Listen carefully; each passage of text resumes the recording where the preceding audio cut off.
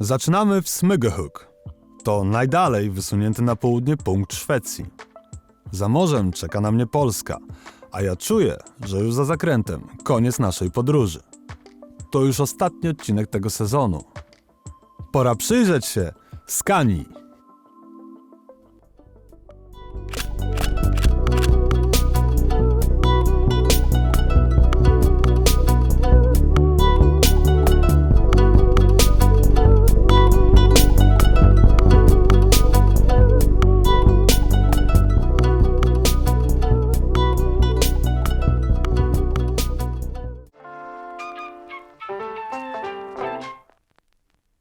Skania to prowincja Szwecji otoczona z 3 stron przez Morze Bałtyckie.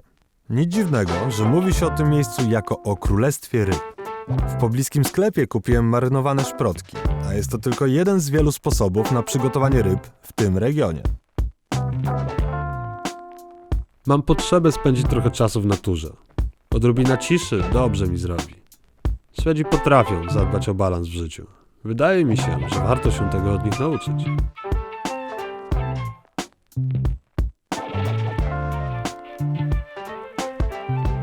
Jest w Szwecji coś, co dawno chciałem przetestować. Allemansrätten to w tłumaczeniu prawo każdego człowieka, a dokładnie prawo każdego człowieka do kontaktu z naturą. W praktyce oznacza to, że można biwakować wszędzie, o ile jesteśmy oddaleni o 150 metrów od najbliższego domostwa, a nasza obecność nikomu nie przeszkadza. Prawo to obowiązuje w całej Skandynawii. Świeże powietrze wzmaga apetyt, a dobra ryba nie wymaga wielu dodatków.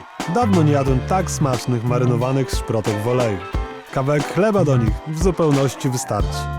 Odrobina wytchnienia w podróży. Bardzo cenię sobie kontakt z naturą i dziś mam możliwość poznania ludzi, którzy żyją w niej na co dzień. Do swojego domu na wsi zaprosiło mnie polsko-szwedzkie małżeństwo Ola i Peter.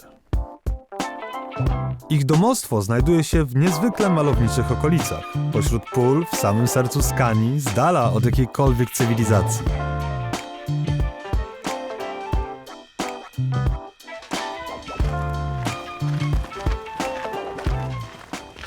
Hej! Hello, Hej!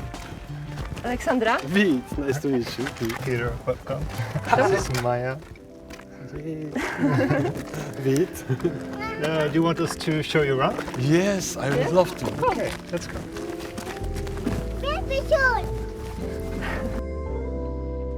Gospodarze oprowadzili mnie po swoim domu i ogrodzie.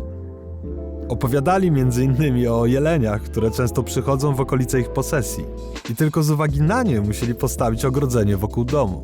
To piękne niebo, piękny zachód słońca, nie dziwię się, że tutaj mieszkacie. Tak, niebo w Skandynawii jest zjawiskowe i trafiłeś na super pogodę. Przywiozłem ją ze sobą chyba. Dzięki.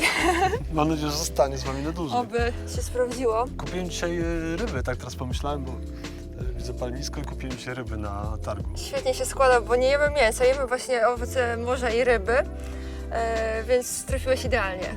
Perfekt. Dacie mi skorzystać i może zjemy razem? Jasne.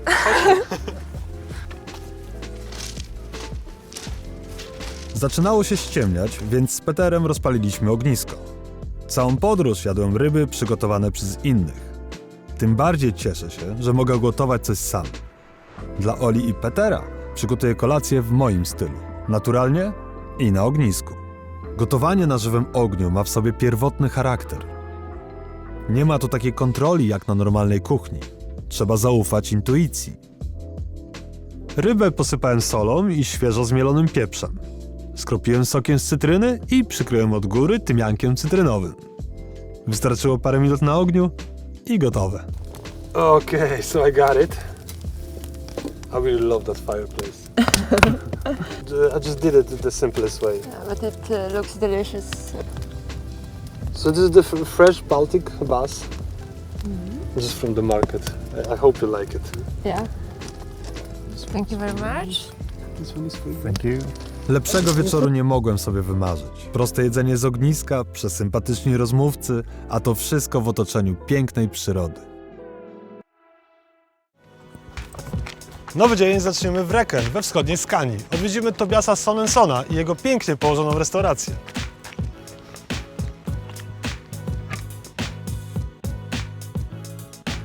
Szef kuchni zamiast opowiadać zaprosił mnie na kuchnię, żeby pokazać, jak przygotowuje swoje danie. Welcome to my kitchen. The home of every chef. Yeah, it's fantastic. So I'm in the journey, almost in the end of it. Maybe you can tell me something about herring that I didn't know. I don't know a lot about herring, but I can cook the herring, fried herring with mashed potatoes, one of our biggest dishes. Perfect, let's do it. Yeah. So we start to bread the seal, and that's in the ground bread and flour. And after that, we bring it to the table and fry it. And after we put it on, we put some salt and some pepper. Start to smell really nice. Yeah. And to that, we use mashed potatoes. We're only gonna reheat. I have prepared before. And also we have a chopped red onion and gräddfil. You know gräddfil? Name of Sour cream. sour cream. Yeah. Yeah. The only spices you use is actually the salt and the pepper. And Salt and pepper, and the cream is a bit sour, yeah. and the red onion sweet. Simple dish. Yeah, but very good. And we're gonna turn it. And skin to the top. I need to remember that. Always skin on top. Always skin to the top. Yeah. Perfect. And we put mashed potatoes. Yeah. They're really creamy. It's creamy inside, yeah? Yeah, cream, butter, potatoes, salt, pepper, and we're gonna put some cream.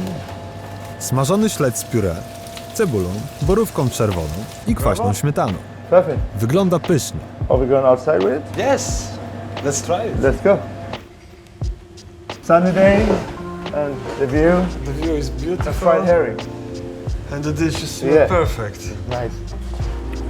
Szef kuchni powiedział mi, że jest to jedno z najpopularniejszych dań w tej restauracji. So crispy. Smażony śledź, zwłaszcza w połączeniu z lokalną borówką, robi wrażenie. So how many times in the week you get the fresh fish? Like 6 day a week. 6 days a week. Yeah, it's perfect. The herring is only, like 10-minute walk that way, where the fillet. So you have almost perfect job. Yeah. Fishes are around the corner. You see it every day, you don't appreciate it that much. Yeah, it's Like you should. Yeah, it's normal. I have worked here for 11 years. See it every day. Sweden is fantastic. You can go to like Simonsand, it's quiet. You can go to Malmö, Göteborg, Stockholm. It's always a lot of people and chaos. Yeah. But that's the greatest of both worlds. Co jak co, ale kucharz z kucharzem nad talerzem najlepiej się dogada. To, co zaskoczyło mnie w daniu, to to, że dzięki smażeniu ryby z jednej strony była ona bardziej soczysta. Do tego maślane pióre i piękny widok za oknem. Czego chcieć więcej? Tobias opowiedział mi swoją historię, jak pracując tu przez wiele lat jako kucharz, w końcu się wypalił i chciał się zwolnić. Właściciel na to się nie zgodził, w zamian za to zaproponował mu wykupienie od niego restauracji. I w ten oto sposób szef kuchni został właścicielem. Zostaliśmy tutaj trochę dłużej, żeby zobaczyć, jak do restauracji przychodzą kolejni goście. Widać po właścicielu, że realizuje się, mogąc prowadzić to miejsce. Nic dziwnego, to musi być wspaniałe uczucie, móc podawać ludziom pyszne ryby w tak pięknym miejscu. Ostatni dzień podróży minął nam bardzo szybko, a na sam koniec wybraliśmy się w naprawdę wyjątkowe miejsce. Ales Stenar. Ostatni przystanek naszej podróży. Monumentalne miejsce położone na wysokim klifie nad samym brzegiem morza. Ta ciekawa konstelacja kamieni przypomina łódź skierowaną ku morzu. Mówi się, że mógł tu być grobowiec. Na pewno jest coś mistycznego w tym miejscu. I tu właśnie nasza przygoda dobiega końca. Na pewno sporo się nauczyłem w tej podróży i jestem trochę innym człowiekiem po tej wyprawie. To, co dominuje, to uczucie wdzięczności do wszystkich, którzy przyczynili się do powstania tej serii. Ekipy filmowców, ekipy Naturalnie Bałtyckie, restauratorów, przewodników i wszystkich, których spotkaliśmy po drodze. Czuję satysfakcję, ale to nie koniec. Mam parę pomysłów, jak wykorzystać tą wiedzę w swojej kuchni. Pachnie już jesienią. Nie tylko sezon naszego programu się kończy. Przyroda też kończy jeden etap i wchodzi w następny. To naturalny proces.